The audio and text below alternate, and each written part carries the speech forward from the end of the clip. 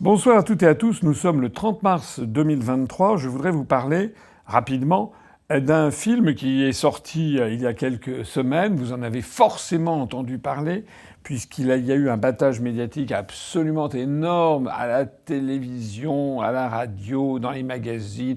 Paris Match lui a consacré un reportage express. Je veux parler du film de Bernard-Henri Lévy qui s'appelle Slava Ukraini, ça veut dire Vive l'Ukraine. Ce film est sorti sur les écrans dans un certain nombre de salles, pas nombreuses, il était vrai, mais dans plusieurs salles à Paris, quelques salles de province. Ce film réalise une carrière absolument extraordinaire puisque la première semaine, malgré tout le battage médiatique, M. Bernard-Henri Lévy a été reçu sur tous les journaux télévisés, notamment sur des journaux qui font des millions de téléspectateurs. Il a été reçu sur toutes les chaînes de radio. Il a eu droit donc à la presse. Malgré tout ce battage médiatique, la première semaine, le film a fait 898 entrées en France. 898. La deuxième semaine, il a fait 90 entrées. Et la troisième semaine, il a fait 36 entrées. C'est-à-dire que les salles étaient vides, en fait. Et donc, à partir de ce moment-là, ça s'est arrêté là. La carrière du film a duré 3 semaines en salle de cinéma, pour un total de 1024 entrées. 1024 entrées, c'est assez extraordinaire. Il a fait pire. M. Bernard-Henri Lévy a fait déjà d'autres films qui s'étaient soldés par environ 150 ou 160 entrées au total, mais 1024 entrées, c'est absolument risible. Alors, bon, on pourrait s'arrêter là. Sauf que, et c'est mon propos, sauf que M. Bernard-Henri Lévy a bénéficié pour ce film, comme pour tous les autres, d'argent et d'argent public, c'est-à-dire l'argent du contribuable. Alors à partir de ce moment-là, ça commence à devenir moins rigolo et personnellement, je n'ai pas du tout envie de rire. Alors, je me suis un petit peu documenté sur M. Bernard-Henri Lévy, qui, d'après la notice Wikipédia, est quelqu'un qui est extrêmement riche, qui aurait une fortune estimée à 150 millions d'euros. Tout le monde ne les a pas. 150 millions d'euros. C'est quelqu'un qui qui a acheté le riad d'Alain Delon à Marrakech, qui possède un appartement. Il possède un très grand appartement au Faubourg Saint-Germain. Maintenant, il a 2 implantations à Paris. On trouve tout ça dans la presse. Il a également acheté des villas de luxe un petit peu partout en France ou à l'étranger. Donc c'est quelqu'un qui n'est pas dans la misère, c'est le moins que l'on puisse dire. Et malgré cette fortune colossale de 150 millions d'euros, il trouve le moyen de faire financer sur son public un certain nombre d'œuvres, notamment de théâtre ou de cinéma, qui ont toutes à peu près la même constante. Toutes ces œuvres vont dans le sens des intérêts géopolitiques américains, défendent systématiquement les guerres américaines, poussent d'ailleurs à des guerres, comme on a pu le voir en Libye, qui provoquent d'ailleurs au passage des dizaines, voire des centaines de milliers de morts, et tout ceci pour la plus grande gloire de l'oncle Sam. Les films qu'il produit sont systématiquement par ailleurs financés par le contribuable. J'ai pris quelques exemples. En 2021, il publie un documentaire qui s'appelle Une autre idée du monde. Alors il reprend des bribes de films qu'il avait pu faire à droite et à gauche, des reportages qu'il avait fait en Grèce, en Libye, au Nigeria, en Irak, en Syrie, en Ukraine, en Somalie, au Bangladesh, en Afghanistan. Donc ça lui donne cette image qu'il affectionne de philosophe reporter. Évidemment, dans tous les cas de figure, c'est quelque chose d'extrêmement bien pensant et toujours dans le profil de la géopolitique américaine. Le coût de ce reportage a été estimé pour la télévision de l'ordre de 3 millions d'euros. 2,9 millions d'euros avaient été annoncés. En fait, il paraît que ça a été bien supérieur. Donc quand je dis 3 millions d'euros, c'est sans doute inférieur. Ce qu'il faut savoir, c'est que les financements de ce reportage, c'était des financements qui venaient du milliardaire François Pinault, des entreprises françaises de télécommunications Orange, l'ancien France Télécom, et également Canal+, mais aussi de la région Île-de-France de Madame Pécresse, puisque ça se passe en 2021, 80 000 euros du contribuable d'Île-de-France qui sont allés pour financer ce document, et France Télévisions qui regroupe tout le secteur public de l'audiovisuel, de la télévision française, France 2, France 3, etc. Et France Télévisions, donc, a donné, sous la houlette de Madame Delphine Ernotte, la présidente, a donné 500 000 euros pour ce film qui a fait un bid absolument extraordinaire, puisque tous ces films sont des bids. Alors là, je suis entré un peu dans le détail, mais enfin, quand j'ai regardé des articles de journaux, notices Wikipédia et autres, eh bien, on découvre que c'est la même chose pour tous les films qu'il a fait. En 1994, il avait sorti un film qui s'appelait Bosna. Bosna, ça veut dire Bosnie en bosnien. Donc c'est au moment des guerres dans l'ex-Yougoslavie. Et il a bénéficié d'une subvention de 600 000 euros. En 1997, il avait sorti un film Le jour et la nuit. Il avait bénéficié de 1,26 million d'euros de subvention. En 2007, il a sorti un autre film. À chaque fois, ce sont des navets. Hein. American Vertigo, il avait bénéficié de 225 000 euros d'argent public. En 2020, il a sorti un film qui s'appelle Princesse Europe et il avait bénéficié de 230 000 euros d'argent public. Il a également fait un documentaire sur sa propre maison à Tanger. Il avait acheté au Maroc une maison. Il a fait faire un documentaire sur sa propre maison. France 5 a versé 150 000 euros pour faire un reportage sur la propre maison. Faut quand même le faire.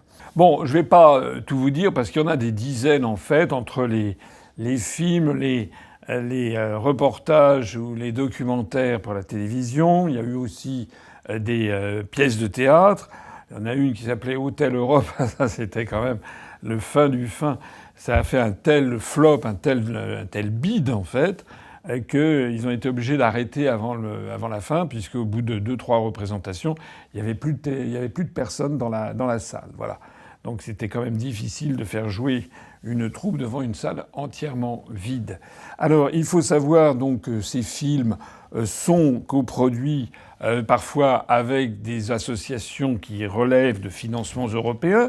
C'est le cas du dernier film Slava Ukraini qui a été distribué par ARP Sélection et qui a été confondé par le programme Creative Europe Media de l'Union européenne, donc avec derrière des subventions à la clé dites de l'Union européenne, mais en fait, encore une fois, payées par les Français. Alors s'agissant justement de ce film Slava Ukraini, il n'a pas fait que bénéficier de ces fonds européens pour la distribution probablement, mais il a également bénéficié, comme les autres films, de subventions de l'État pour un budget global dont on dit qu'il était de 800 000 euros, mais nous sommes dans le domaine des conjectures parce qu'il est extrêmement difficile de trouver des informations très précises. Il y aurait donc eu quelque chose comme 800 000 euros de budget qui aurait sans doute été dépassé. Si c'est comme le film dont je parlais tout à l'heure, Monsieur Bernard-Henri Lévy s'était servi d'ailleurs un cachet de 50 000 euros, une prestation de 50 000 euros. Est-ce qu'il l'a eu? Je n'en sais rien. En attendant, ce qui semble avéré, c'est que pour ce film Slava Ukraini, il a reçu 300 000 euros de France Télévisions. 300 000 euros, donc d'argent public de Madame Delphine Ernotte. 300 000 euros de subvention pour un film qui a réalisé au total 1024 entrées. Dans ces 1024 entrées, d'ailleurs, des amis de Monsieur Bernard-Henri Lévy, d'ailleurs, qui était venu là dans la soirée mondaine, les soirées mondaines de la première journée. Donc, il faut déduire toutes ces personnes-là. Et puis, d'ailleurs, quand on dit des entrées, on ne sait pas dans quel état les gens en sont sortis. On ne sait même pas si les gens sont restés pendant tout le film ou s'ils ont pris la poudre d'escampette au bout d'une demi-heure. Il faudrait avoir quasiment un horodatage des entrées et des sorties. Mais même en admettant qu'il y ait 1024 personnes qui aient assisté à ce film, vous imaginez le bide.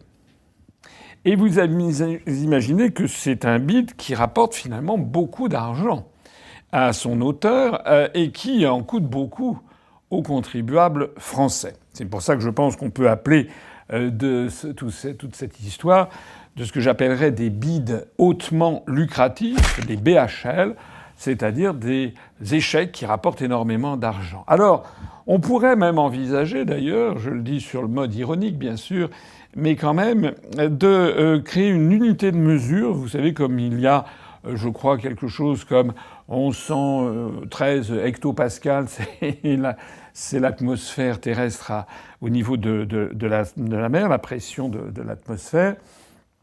Eh bien, on devrait créer le BHL. Voilà, le bid hautement lucratif, ça serait une mesure de nullité, et ça serait 1024 entrées. Voilà.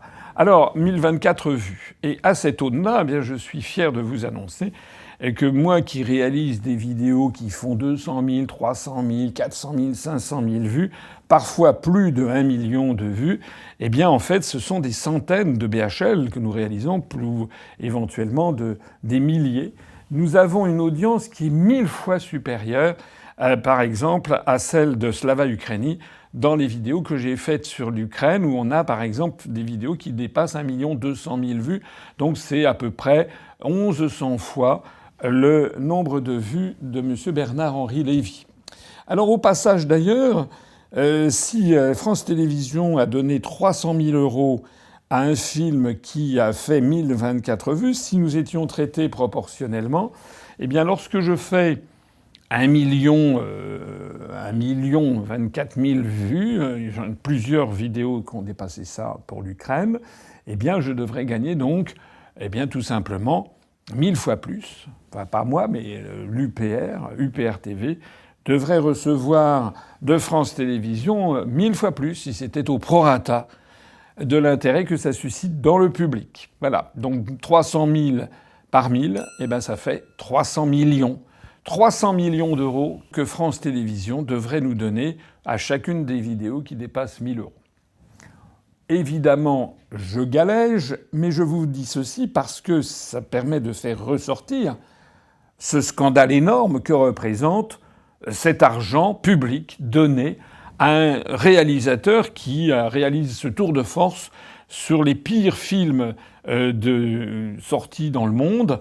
Vous allez sur le site Allociné, vous verrez qu'il y a 2 et maintenant 3 films de Bernard-Henri Lévy parmi les 10 films les pires du monde, c'est-à-dire sans aucun public et avec des critiques épouvantables, sauf évidemment les critiques de complaisance, notamment de quelques journaux comme L'Observateur.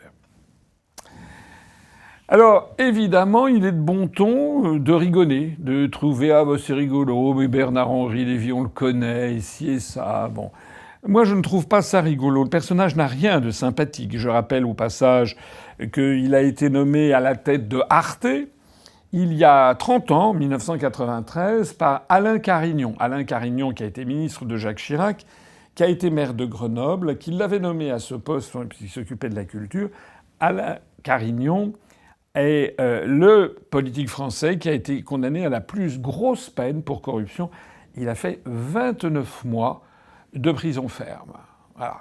Quelqu'un qui était du mouvement de Chirac et aujourd'hui de Sarkozy et de Ciotti.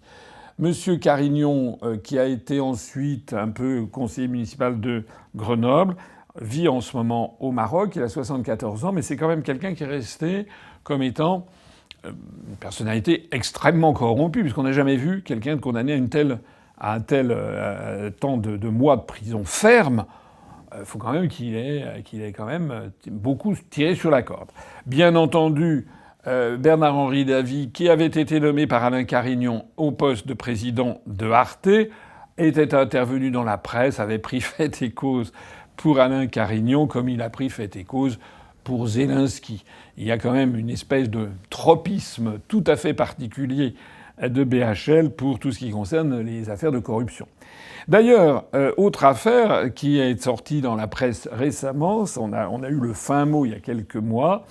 Il y avait Denis Robert, le journaliste du site Blast, qui avait indiqué en 2020, je crois, que Bernard-Henri Lévy aurait touché un chèque de 9,1 millions d'euros. Je permets d'insister sur le fait que c'est quand même pas rien, puisque c'est une fortune que la quasi-totalité des Français n'a pas et ne dispose pas à l'heure de son décès.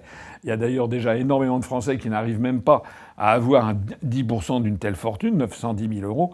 Donc 9,1 millions d'euros, la quasi-totalité des Français n'ont pas cet argent. Eh bien, M. Bernard-Henri Lévy, donc, aurait touché, disait Blast, a touché un chèque de l'émir du Qatar de 9,1 millions d'euros. Aussitôt, Bernard-Henri Lévy avait porté plainte pour diffamation. Il avait été débouté une première fois. Il avait fait appel. Il avait été débouté une deuxième fois.